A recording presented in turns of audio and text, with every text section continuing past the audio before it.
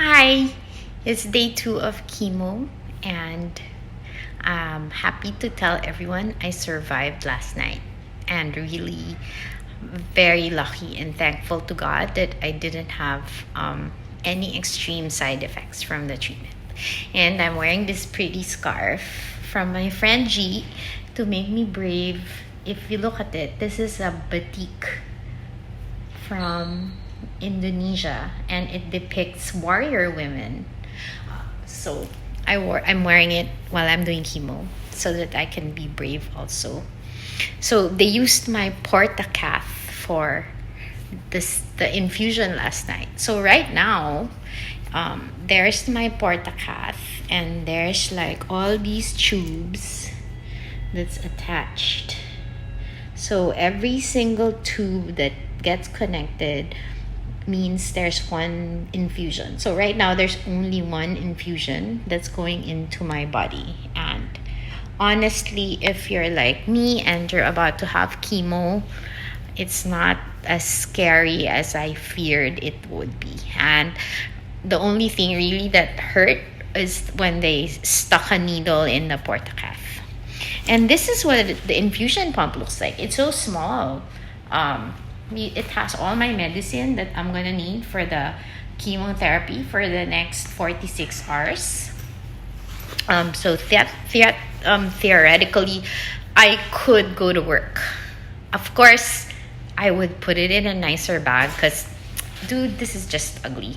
But yes, and I bought a special bag to put my pump in, and I guess that's vain, but like I said, I'm going to live as normally as I can, and that includes not carrying ugly bags with me.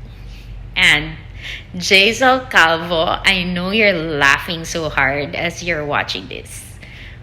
So what's gonna happen? Well, I was supposed to go home today, except yesterday when I was admitted, it was a public holiday, so the hospital was short-staffed. So they weren't able to start my chemo until 10:30 in the evening. And this last one that I'm still connected to has to go inside me for 46 hours. And unfortunately, the 46th hour is gonna end up on like Saturday at 2 in the morning, which means I can't go home. I might as well stay until Saturday morning so they can take it out.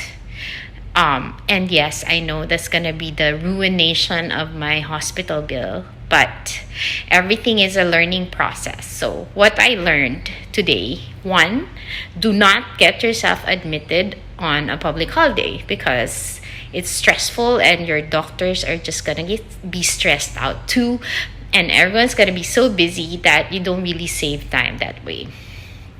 And number two, patience, patience, patience. I've always been so impatient, but my gosh, this experience is teaching me the patience of something that I always aspired to, because I hate waiting. But I realize I'm gonna have to do a lot of that in hospital waiting rooms and hallways and uncomfortable chairs in front of doctors' offices. So that brings me to learning number 3. Learning number 3 is something that maybe I should have learned as a toddler, which is learn how to entertain yourself. Try to do something useful and productive when you're just sitting there not doing anything. So in my case, I record these videos to entertain you, but I also sneak in answering a few work emails. And I know Kathy Lee and my bosses will be mad, but honestly, the distraction helps and it keeps me entertained, and it makes me feel like I'm still living the normal life that I lived. It's just that the concept of working remotely is so fluid now that work from home, which we used to call WFH, could just as well mean working from the hospital. which is what I plan to do. So I just promised my family that for this chemo, because it's a first, I'm going to go to the hospital. But they've agreed that all the other times, I'm just gonna be your normal garden variety neighborhood Missen who dresses up, goes to the office. It's just that there's going to be a few tubes attached to me and connected to my little bag, which I plan to make more fashionable.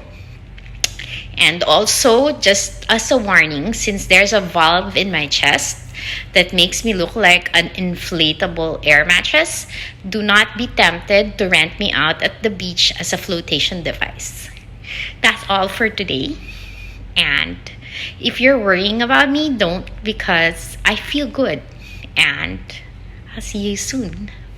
Mwah!